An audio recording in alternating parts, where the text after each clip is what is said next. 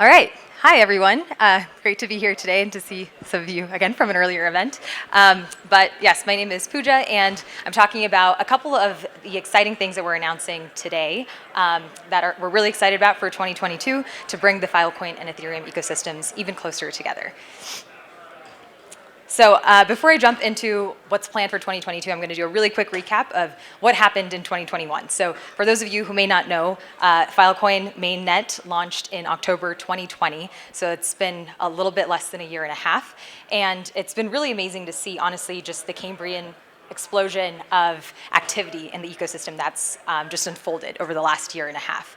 So there's definitely just thousands of organizations now and individuals and entities that are participating in various parts of the Filecoin ecosystem. We have a number of folks who are building products and developer tooling and services, a number of companies in the Filecoin and IPFS ecosystems that we have invested in and also given grants to, a number of folks within the IPFS and P2P ecosystems that have now found a way to incorporate Filecoin into what they're doing, which has been really awesome to see.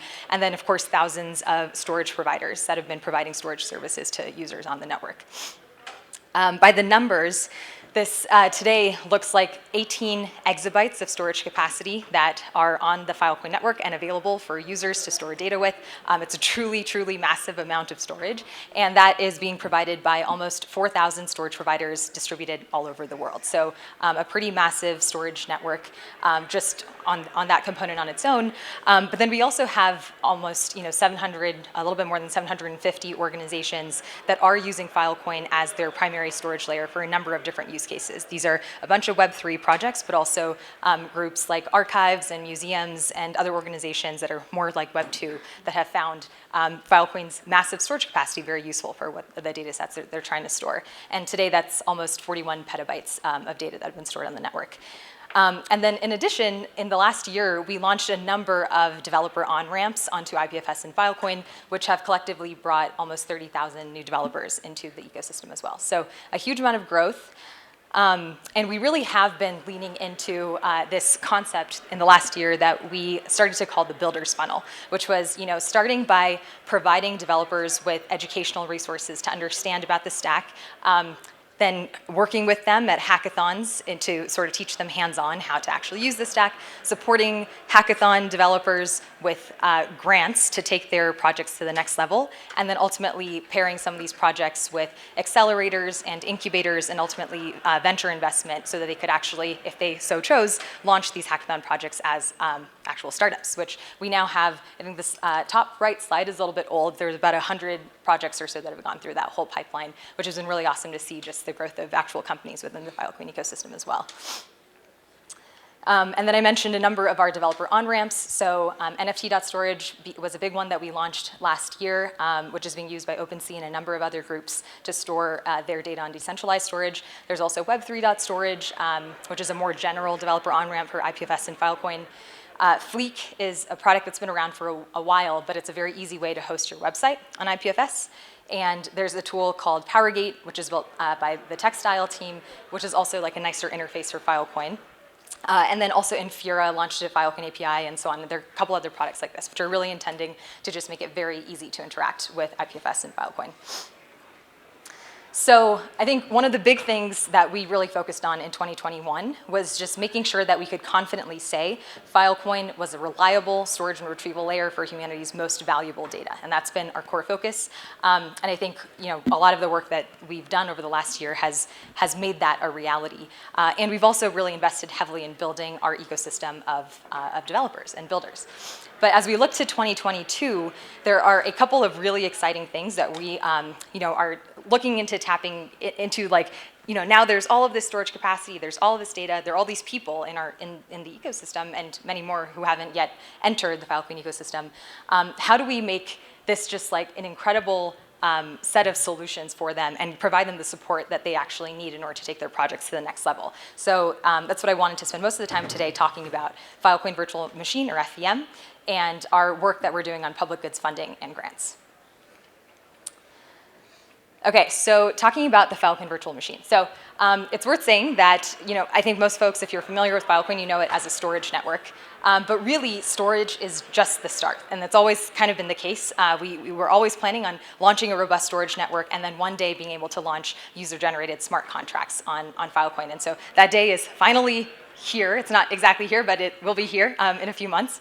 And we're really excited basically to unleash this ability for users to generate smart contracts on that they can use to interact with the data that they've stored on the Filecoin network. And there are a number of really exciting use cases that, obviously the power to create smart contracts is infinite. There's so much you can do with it. But especially when it comes to data and the world that we know really well, there are a number of really interesting use cases that we're excited to see FVM unlock. And I'll talk a little bit more about some of these in a few slides.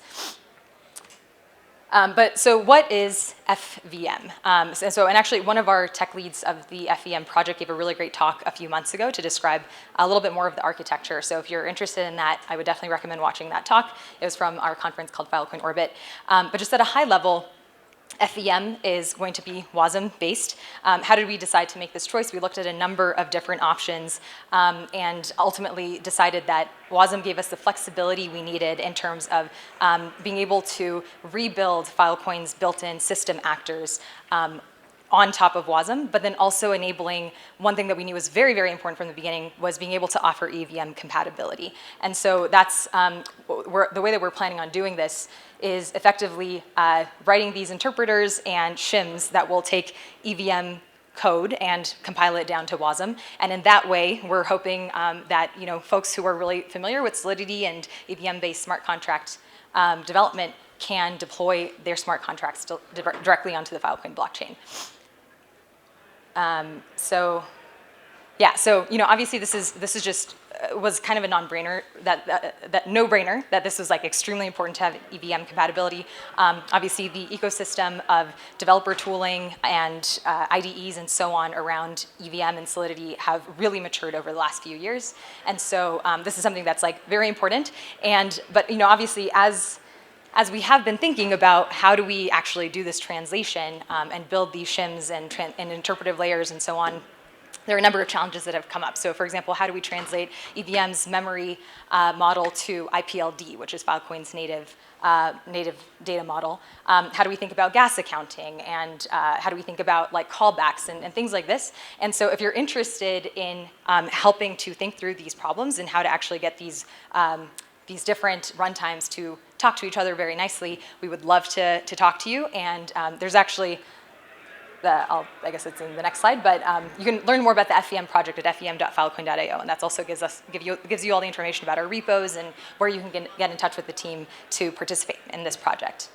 But to quickly touch on some of the use cases that we're super excited about. So there are so many different use cases. One of the ones that I think is like especially pertinent now that we've seen this massive growth in the NFT ecosystem over the last year is this idea of access controls on NFTs. So one thing that we think will be very interesting to see with FVM is the ability to mint an NFT directly in the same layer where the data for the raw asset is being stored, and then to also have certain types of access controls so that say it's some very high-end NFT artwork or some type of asset, and you only want as a creator or collector that data to be accessible to certain addresses. That's something that FVM would allow you to enable, to have kind of this access control layer on the data directly. There are other ideas too, like we really like this idea of Dataverse or data DAOs as we call it, which is kind of like tokenizing data sets and enabling a community of people that really care about a particular data set to have ownership over it and to be able to make some governance decisions about what does the long-term preservation and stewardship of this particular data set look like. And so that's something else that we think is going to be very interesting, and there are lots of gigantic scientific communities that really care about how their data is stewarded longer term.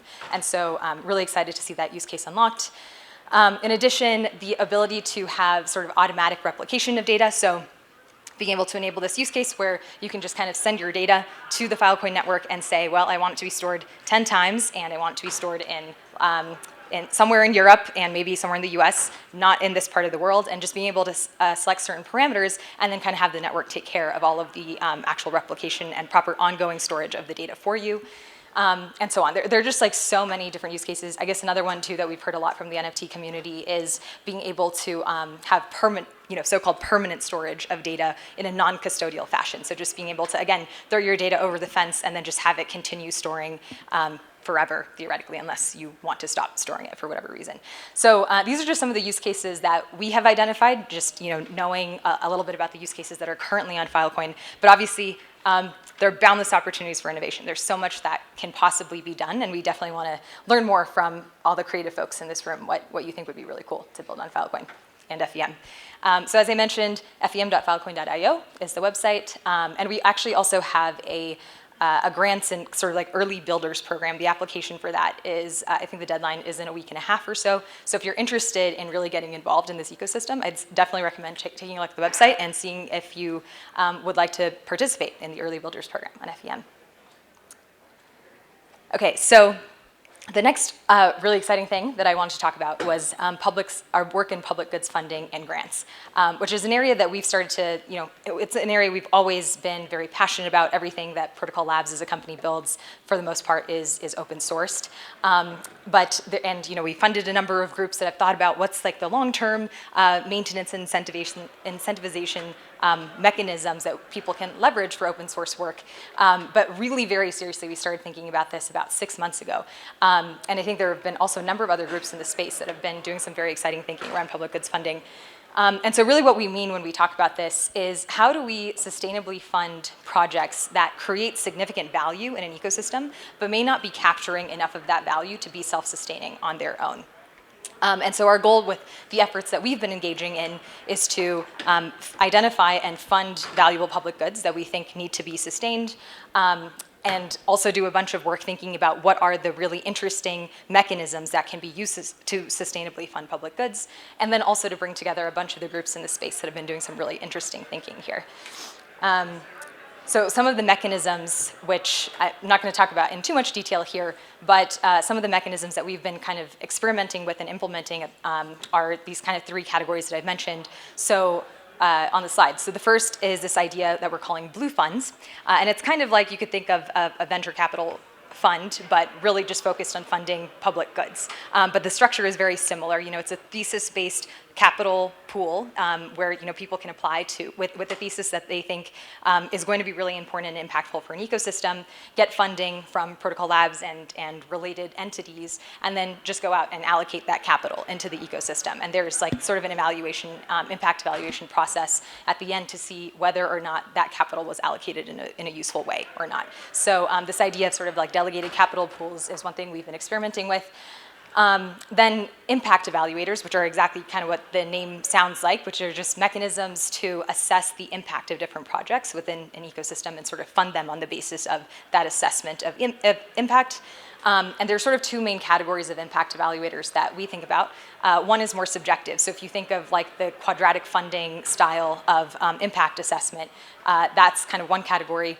And another is more quantitative, and we call these like KPI-based impact evaluators, where we're essentially looking to see the impact of a number of different groups around some very clearly measurable KPI. In the Filecoin case, one example could be looking at the proportional contributions of different groups that are collectively working to bring data to the Filecoin network, as one example. And then the last is looking at what are scalable ways of utilizing grants and bounties and other mechanisms in order to implement bigger roadmaps. As the founders of IPFS and Filecoin and all these other projects, we want these to be owned by the community, but we also have some ideas about what's really valuable in these ecosystems. And so how can we really scalably execute on those roadmaps, but in a more sort of open and decentralized way, and not having to build all of that within the Protocol Labs company itself. So some of these ideas we have explored in this series of conferences that we run, which are called Funding the Commons. The first one we had last year in November, and it was like a very successful event, so we decided to do another one, which is happening in a couple of weeks. Some of the topics that we explored at the last one included just sort of like a survey of novel public goods funding mechanisms from Vitalik, hearing from Iwaki from Gitcoin about their quadratic funding work and what are some of the learnings from that. Also learning about the Optimism's retro PGF experiment. And also some very interesting but still more theoretical ideas such as S-process funding, impact certificates and impact markets, and other sort of more theoretical mechanisms to assess impact relative to other projects in an ecosystem. So these are all available, of course, online if you're interested in learning more about this stuff. And I think one of the really interesting questions that has come out of this area of thinking about public goods funding, I sort of alluded to before, but it really is this question of how do we, when we think about providing direction within a decentralized ecosystem, but also retaining sort of like the open, open-endedness and ownership that people within a decentralized ecosystem actually feel over it?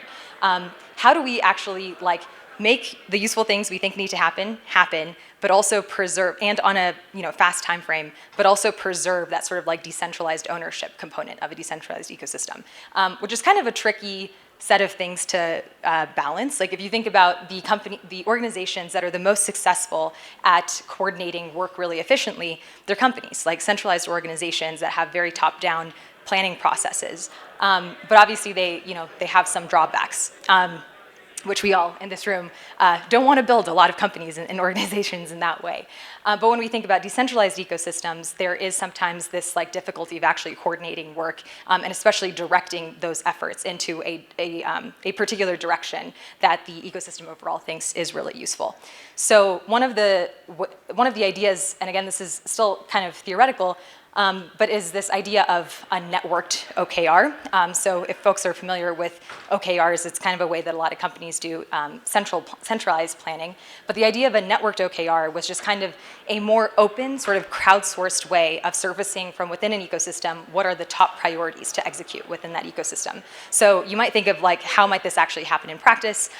It's a number of teams within a decentralized ecosystem, so say within the Ethereum community, that have funding, and they sit down with their teams and they say, well, these are the things that are really important within the Ethereum ecosystem that are going to actually affect our roadmap, and also as stewards of the Ethereum ecosystem, these are the things that would be really important for Ethereum to have overall, and associate some amount of funding with those particular projects, and then surface those grants effectively or bounties on what they think is most important to the broader network in this more open way, so that it's a way of kind of crowdsourcing a lot of different funders' opinions on what is the highest priority work to fund within an ecosystem.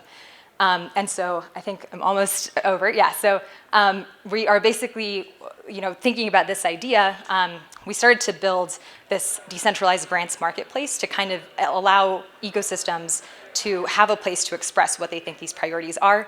And we're actually, I'll just skip that. So today, this project is very new, but today there are a number of projects. There's about 6 or so grants, which total about $750,000 worth of grants that are available specifically for projects within the Filecoin ecosystem. And they sort of span UX UI design, end-to-end product development, technical design and architecture, a whole bunch of different areas. And more grants are sort of being added constantly. So take a look at our website, dgm.xyz, if you are interested. And yeah, that's it. So FVM and our work in public goods funding and grants, we're super excited to kind of lean into these directions in 2022 and hopefully bring the Filecoin and Ethereum ecosystems even closer together. Thank you.